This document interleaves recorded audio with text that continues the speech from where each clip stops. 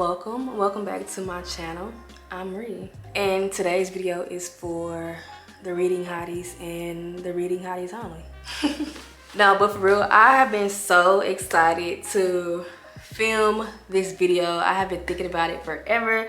So I'm going to be sharing all the books that I've read in 2024 so far. I will say, unfortunately, when I went into this year, I actually planned on reading a book a week, and that did not happen because life happened, as it always does. But I'm still very content with my reading progress this year. So yeah, let's get into it. The first book that I read this year was Somebody's Daughter. This is a memoir by Ashley Ford. I already had this book, but one of you guys recommended me read this book in one of the other videos I recorded. And I read it. I already had it. I was like, let me go ahead and read it. So I already got it, and I really enjoyed it. Again, this was in January, the first book I read, so my memory isn't as vivid as it could be about this book. I'm someone who comes from a single mother, just like the author of this book, and a lot of the experiences that she had were very similar to mine. And I felt very seen reading this book, but it really made me think about the relationship that I have with my mother.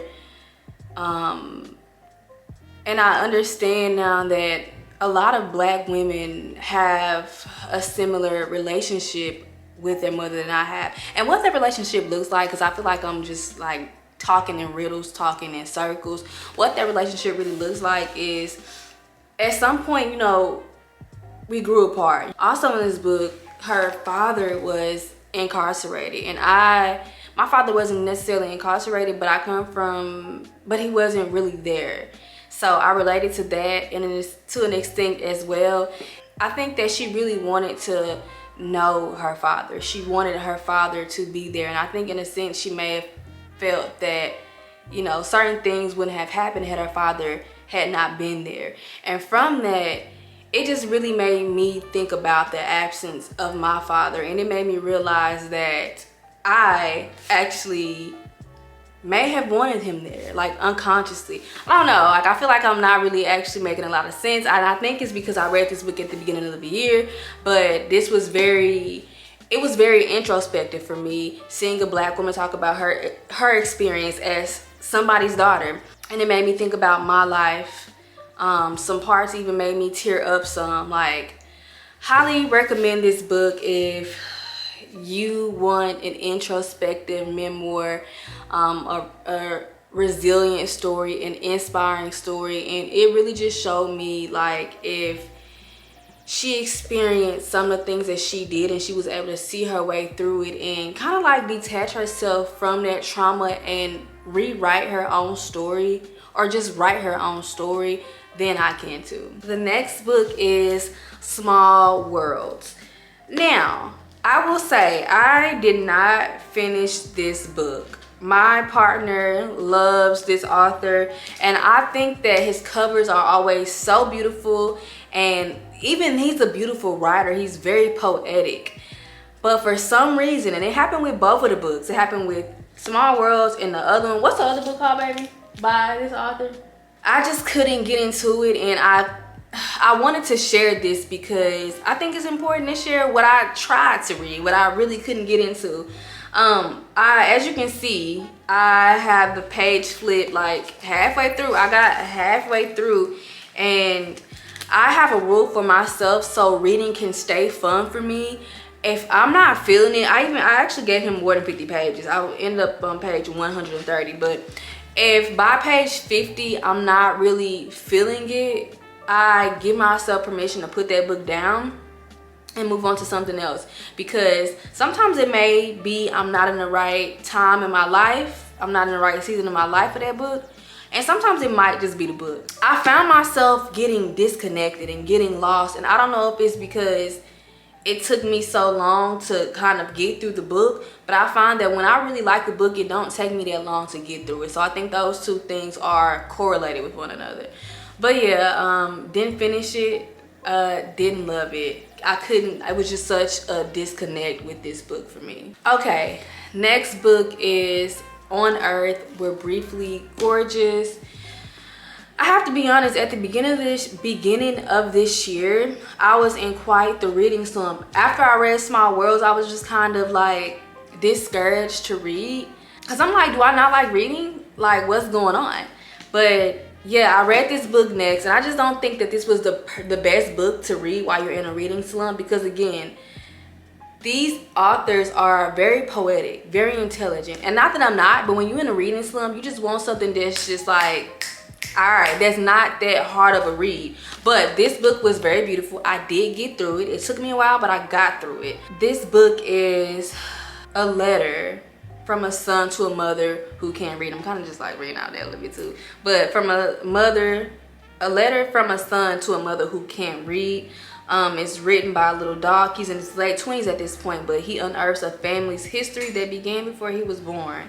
I'm not gonna read that whole synopsis because I feel like that's boring. I'm just tell you what I think about it. With this book, I was intentional because I wanted to read about experiences that weren't similar to mine. I believe the author is definitely from Vietnam, I believe.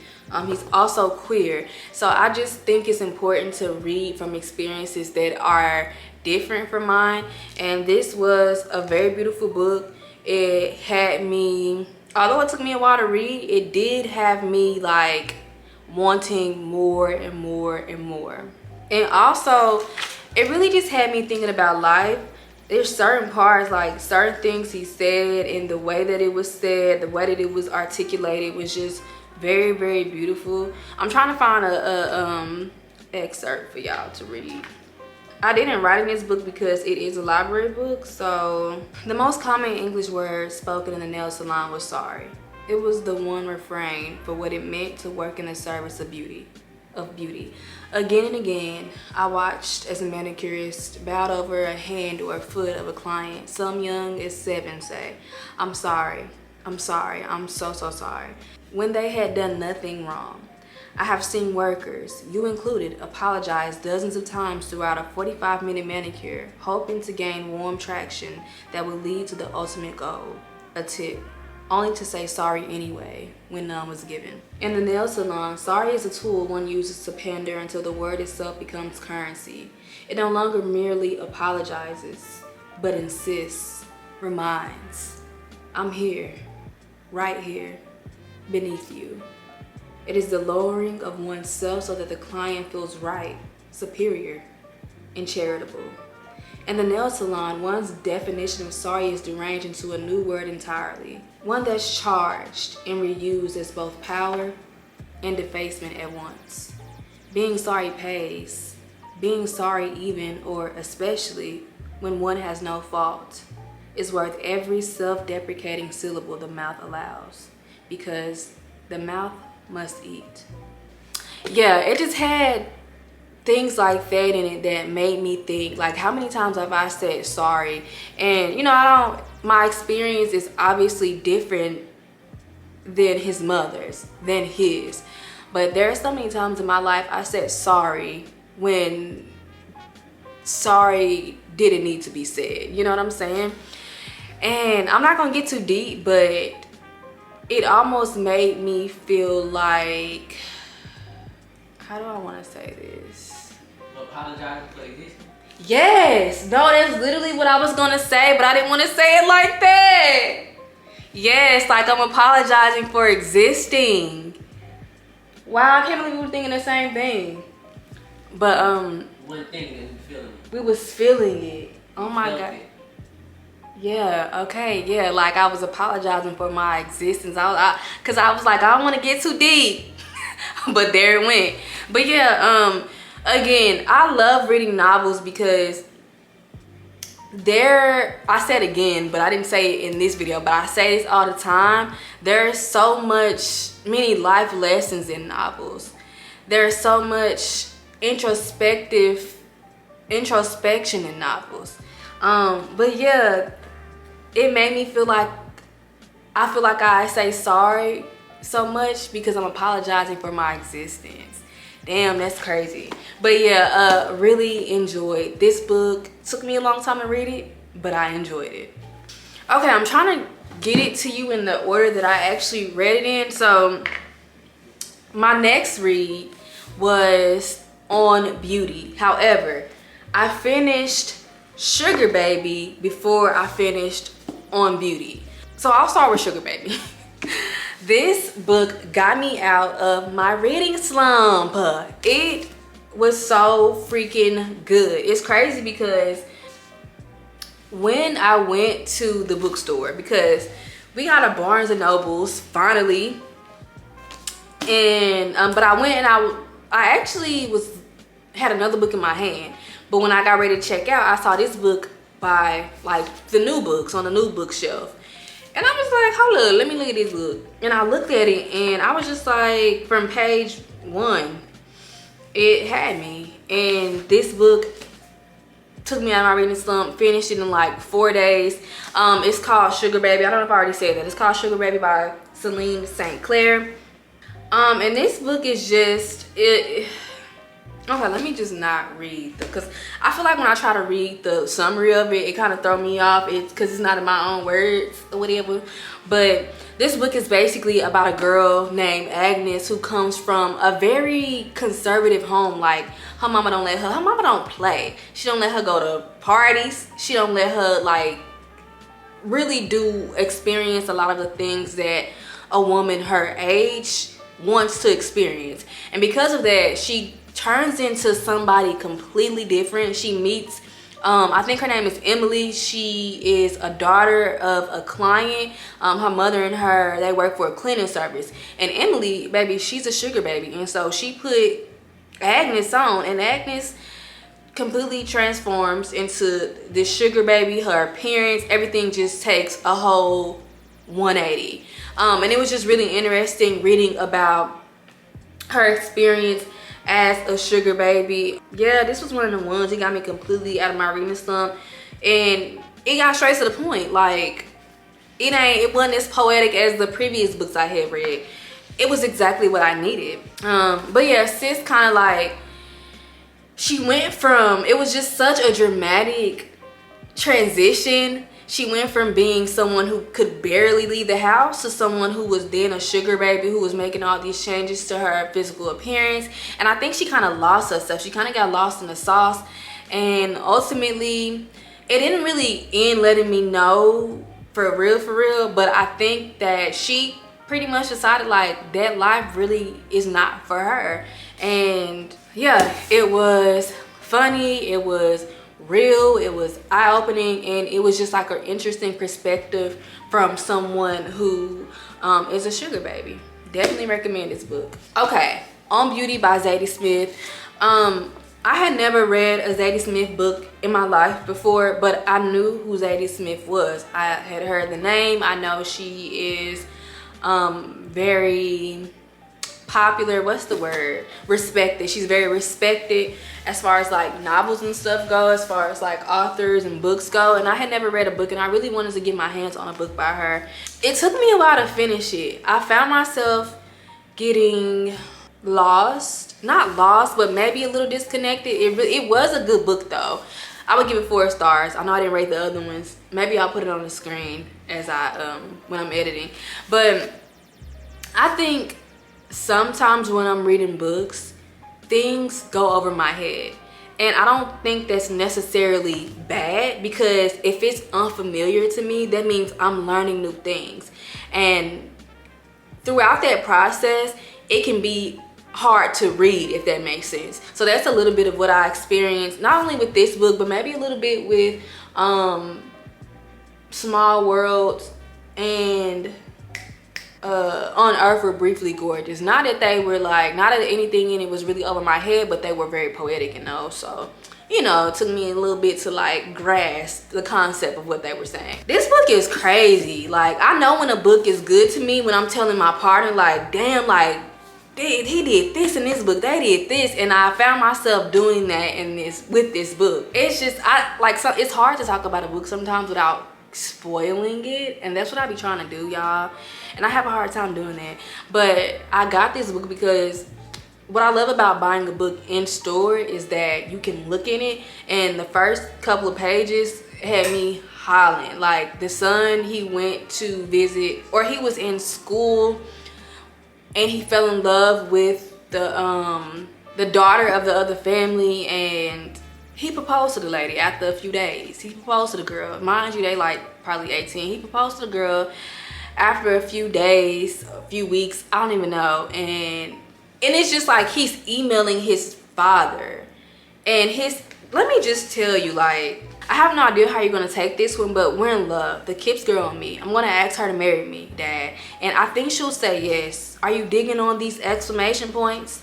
Her name is Victoria, but everyone calls her V. She's amazing, gorgeous, brilliant. I'm asking her officially this evening. Okay, and that's a part of that's November 19th. He emailed his daddy. November 21st, he emails his dad again and says, Dad, must date. Shouldn't have said anything. Completely over it, if it ever began. Please, please, please don't tell anybody. Just forget about it. I made a total fool of myself. I just want to curl up and die. I'm like, that's the kind of stuff I like. I like books that are interesting, that are funny, that can keep my attention. Like, again, it's funny. There's some infidelity. It's political. Just a very interesting read. Okay, now we're getting closer to the books that I've read as of late, because it was hard for me to talk about them a little bit because it was like, felt like hell ago when I read them. Okay, so the book that I read next is called The Karma of Success by Liz Tran. If you listen to my podcast, if this is your first video, you probably heard me mention this book. I listened to it via Audible, audiobook, and I was already a fan of Liz Tran. I listened to her podcast called The Reset and The Reset podcast. And when I was listening to the book, it just felt like I was listening to a 5-hour podcast. I love her voice. It's so soothing. That's first and foremost.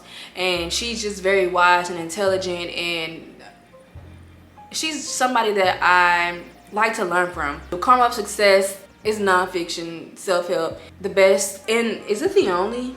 I think it's the only self-help book I've read this year. Yeah, I'm not really that big on self-help books. I feel like when I first started back getting into reading outside of like not being in school, reading because I wanted to read, I read a lot of self-help books. I wanted to fix myself, and I was kind of like obsessed with that for a bit, and now I can't. Like, it's really hard for me to read a self-help book, like for real. So it speaks volumes that I was able to get through that, when not only get through it, but I actually enjoy it.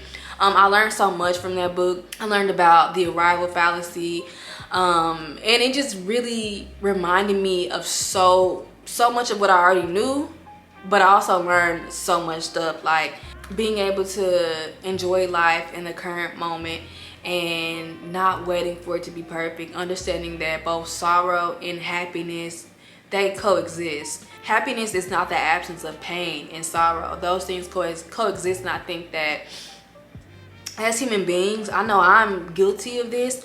I used to think that once I reached a certain amount of money, a level of happiness, a level of spiritual success, I would never experience pain or sorrow, and that's just not true. As long as we are existing in physical form, life is going to continue to life, and we're going to experience pain. We're going to experience sorrow, and it's important to move with joy and happiness and laughter despite of all the sorrow and the pain that is happening. It's not a golden ticket to be like, you know, forget all the pain and the sorrow that's happening in my life and happening in others' life. It's not turning a blind eye to it, but still being able to laugh despite it all. That's just one of the biggest lessons that I learned from it. It's so many others though, but I find that I've been listening to self-help books some, and that's because I still want to leave room for that, especially if I feel like it aligns and it makes sense for the season that I'm in my life right now. Definitely try to listen to those. Okay, all right, this is where it gets really good. These books, the best books I've read 2024 so far. Okay, I actually listened to this book. If you've been following me and my story, you know my life has gotten very, very busy. So I have found it really hard to make time to sit down and read a book. So I was like, I had like 5 credits on Audible. No, maybe not 5. I had some credits on Audible, enough so I could buy me a couple of books. And I bought Before I Let Go by Kennedy Ryan. A lot of y'all was saying, sis, this book is good. Read this book, read this book. When I tell you, the girls were not lying. This book is so good. Legit, I ran to Barnes and Noble today to buy these so I'm just like, these deserve to be held. You need to see these in my hand when I'm talking about these, because that's how real it is. Yeah, Before I Let Go, amazing, okay? So I'm a girl who like to listen to hood tales. Me and my partner, we like to listen to hood tales together, okay? I had never listened to a novel outside of a hood tale on Audible until this book. And the hood tale's good. They be giving what they need to give. But when I tell you, this is just on another level. The acting, the voice acting, so good. The word, like the storyline, so good. The words, so good. I feel like she gets to the point of what she want to say, but she gonna say it beautiful when she get to that point. Like, I am obsessed. And I bought the book because I'm definitely gonna read it again. Like, it is so good. I don't think there are very few books that actually made me shed a tear. Like, I feel like with one of the books I just mentioned, I can't remember which one I said, but like, I teared up, okay? And another book by James Baldwin that If Beale Street Could Talk, favorite book of all time, by the way, I teared up. I teared up, but this, I cried. I have never cried reading a book. A book has never pulled those kind of emotions out of me like that. Not for real, for real. I love this book forever, like forever, ever, okay? I read this book, I listened to it like probably 2 days, 48 hours, so good. And then she had just come out, Kennedy Ryan had just come out with the sequel, This Could Be Us, which this is a spinoff of one of the main characters, Yasmin, one of her friends, Soledad. And this is her story. Girl, now mind you, I used all my credits and my credit renewed on April 7th. And I'm just like, okay, where's my credit? I'm looking for my credit. Where my credit? Where my credit? Where my credit on Audible? Why I had to call them? I'm like, look, y'all have not gave me my credit. It's April 7th. What's going on? That's how thirsty I was for This Could Be Us. That's how thirsty I was. I called Audible. They was like, oh, your credit will be available in 24 hours. I'm like, well, that's not good enough. I ain't obviously say that. But I'm thinking to myself, that really ain't good enough for me. But the lady was very nice. She was like, we're going to give you a courtesy credit. And I'm like, you want to give me the courtesy credit right now? Like, right now. Because when I go on my phone, I should be able to see my courtesy credit. And she did. And girl, I downloaded this book with urgency. Very good. I will have to say, the storyline is very good. The writing is very good. I love when I get attached to characters. Like, that's how I know a book is good, when I'm attached to the character. The voice acting was not good as it was in the first one, though. It took me some time to like get through that fact or opinion, because it's my opinion. But the voice acting was not as good. But after a while, because it's like I went from this to this, and I had to just get used to the voice acting. And yeah, once I did, very beautiful story, enticing, interesting, entertaining, all of the things. If you don't read any of these books from today's video, read this one and this one, okay? I love both of these. These are like, again, my favorite reads of 2024 so far. Okay, and then I read another audiobook, because I was definitely in my audiobook era, called Don't Believe Everything You Think. Who is this book by? By Joseph Young, I believe that's how you say that. But let me see the chapters because I really can't. This book is a very quick read. Like, it was really quick. I think I finished it like within a day. I think it's literally 2 hours. And it was just like a reminder of, sometimes you be needing reminders. It was in the cover, is so cute. I think I'm gonna go ahead and purchase like the other one, Beyond Thoughts is what it's called. Oh yeah, see, I be having to go and look so I can remember. He just talks about the root cause of all suffering, and he talks about suffering versus pain. Pain is inevitable, we're gonna feel pain, but suffering is something that we cause on ourselves. It's self-inflicted. When we experience something or when we think about something, we think about the worst case scenario, and it causes so much suffering within us mentally, and it just manifests in so many different ways. The author also talks about like thinking versus a thought, and I was just like, what do you mean? Well, what do you mean thinking versus a thought? So thoughts create, thinking destroys. So whenever we have a thought, it is initially like a download from divine, right? So hey, I want to start a business. That's a thought. But then we like, but damn, it's never going to be successful. I don't have XYZ. No one's going to show support. I'm never going to be able to do this. When we start thinking about that thought, it then destroys that thought. So that's just like a quick difference between thought and thinking. That was really interesting and intriguing to me, and it's something that I have been trying to live by. So recommend that when it's a quick and easy read. I feel like I want the physical copy of that because like sometimes you just be needing to highlight. This is why I love physical books. Yeah, that is all the books that I have read so far. I am though currently reading, my legs are hurting. I am currently reading A Love Song for Ricky Wilde. Really good read. I'm not gonna give a review on it yet because I find myself giving reviews on books that I have yet to read, and how I'm gonna do that, like how you gonna do that? But yeah, I just want to let you know I'm about halfway through this and am enjoying it. So I think I would really like to do these videos. It took me a while to do this one specifically because I feel like I didn't have enough books to talk about. But if I stick to my like 1 book a week, or even if I do 2 books a month, then maybe every 2 months I can talk about like all the books that I've read. Sorry I made y'all wait for so long for this. But yeah, I appreciate you for being here. Comment down below and let me know what books you've read this year so far, or what your favorite reads what your favorite reads this year so far have been. I love you so much. Thank you so much for being here, and I will talk to you in my next video. Bye.